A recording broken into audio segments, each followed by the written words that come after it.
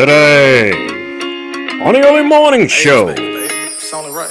verbal abuse is still abuse.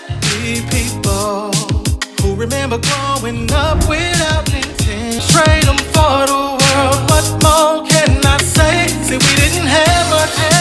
What we had, we made the most of it. One man's description of his ex-verbal abuse was, what she did was take all of the pain she ever felt in her whole life and aim it at me. Are you in a relationship like this?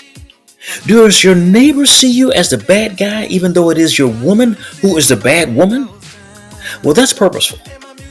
Typically, verbal and emotional abusers seek to damage the reputation of their victims with the public at large. If you feel that a woman in your life is trying to control and manipulate the relationship, then you are not alone. Women on average are more apt to verbally abuse the people closest to them, even when they are other women. What women won't do is face down a strange female as much as they would the male they live with. Why, you might ask? Because women are cowards. A woman knows full well that another woman would hit her for the same slights and abuses that men sit there and take. And to me, this makes them cowards when you abuse someone who you know won't hit you back. This is the essence of all bullies. Her fear of retaliation, physical assault, saving public face, afraid to be emotionally hurt by strangers, as in high school, is a female's modus operandi. A female abuser is an abuser for life. Once she sees that her man will tolerate her abuse, it emboldens her to continue it over a lifespan of that relationship. It is a given in human sociology that most murders committed by men are to strange people, while most murders committed by women are to people they know. Why did I start out the conversation of verbal abuse this way? Simple. I just wanted to allude to the fact that women hurt people who they know and love more than men do. Now, granted, every television show that you watch shows a dynamic opposite. Every Good Morning show you watch shows female victims, but in actuality, this does not bear out with reality. As of today, roughly 77% of all domestic violence is generated in one form or another by female partners.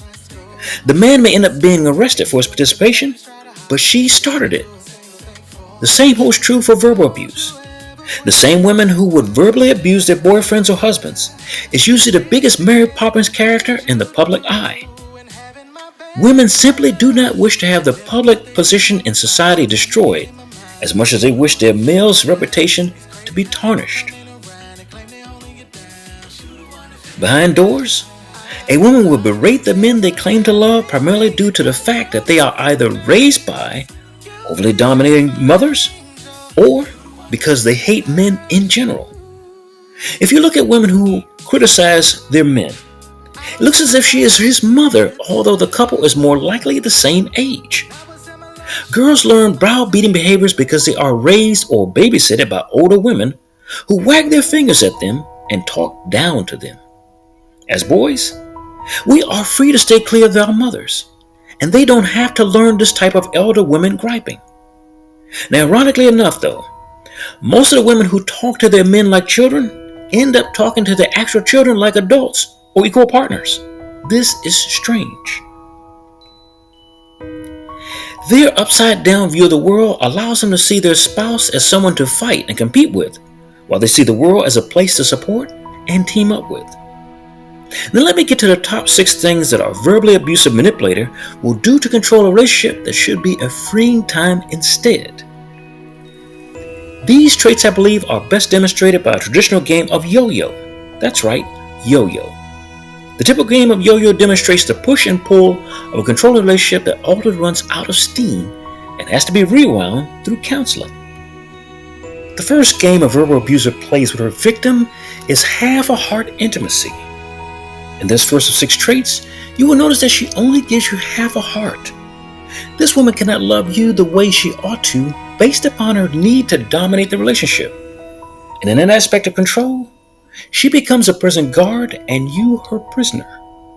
Her outside of the home friendships usually look dynamically opposite the way she treats you if she fits this category. The second verbal abuse play is the loopity-loop.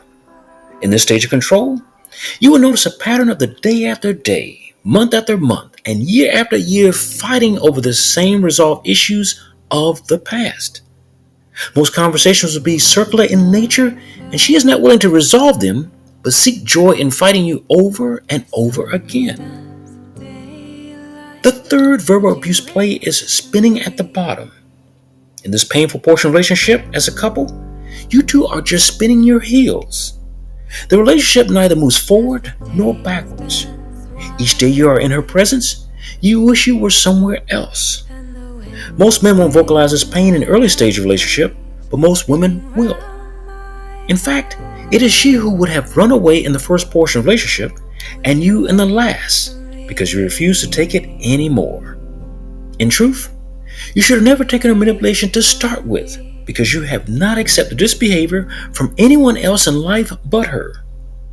This spinning season is when most breakups, divorces, separations, and cheating occur. People simply want to receive love from the world and not hate based on someone's distant, painful past. The fourth verbal abuse play is the jerk back move.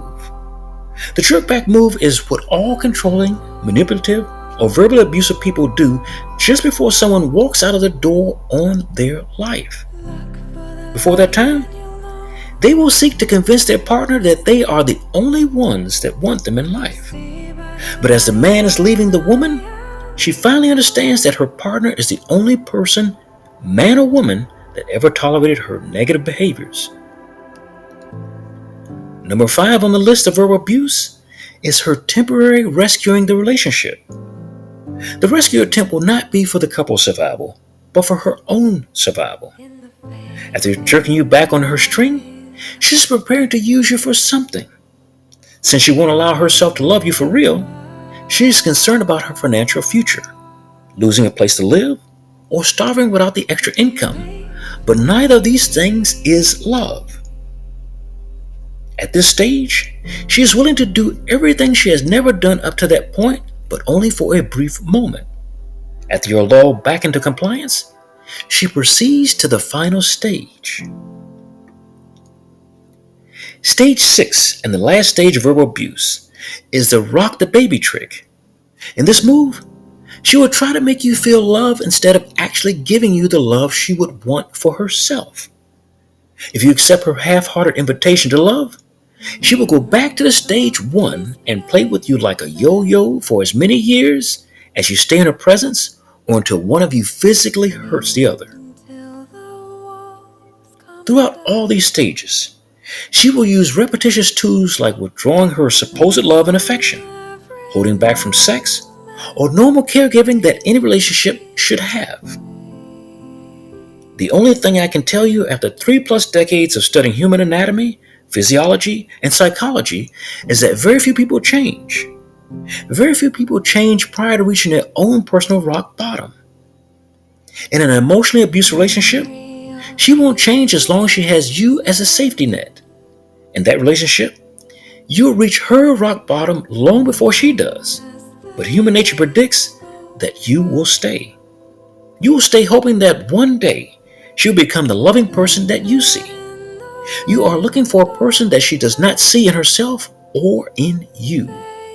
In the book Abusive Men by Women, Ann Silver says that verbal abuse may not leave physical bruises, but it can leave deep emotional and psychological wounds.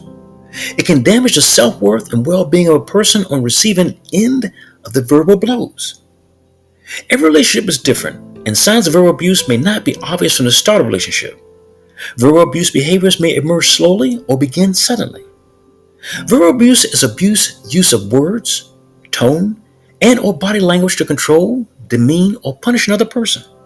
It ranges from rageful yelling to passive-aggressive silence.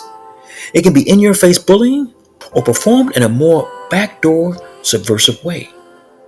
Abusive body language has a variety of forms such as pouting, seducing, looking or turning away, walking away, aggressively moving towards, finger pointing, withdrawing, showing a fist, smirking, temper tantrums, crying, glaring, menacing, towering or physically looming over, eye rolling, a demeaning, controlling, or punishing glance, or even the way she speaks give an indication as to a way she is treating you in verbally abusive relationships.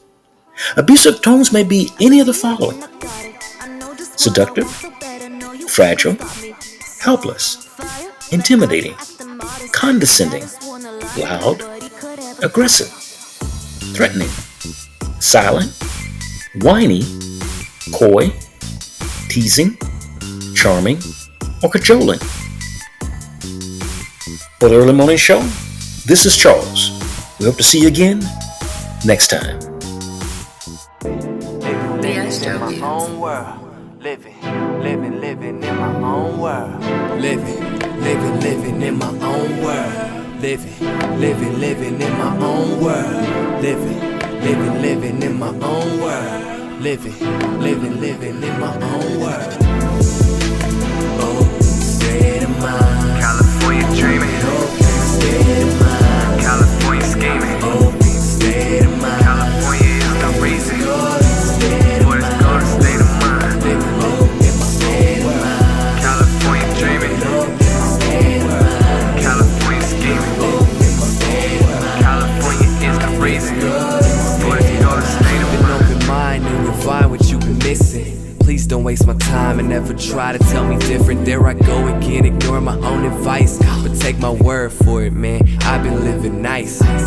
Like the bottom of some skis on a January morning. Up in Aspen sipping cocoa. I prefer my women foreign. Don't disturb me if I'm snoring, let me be.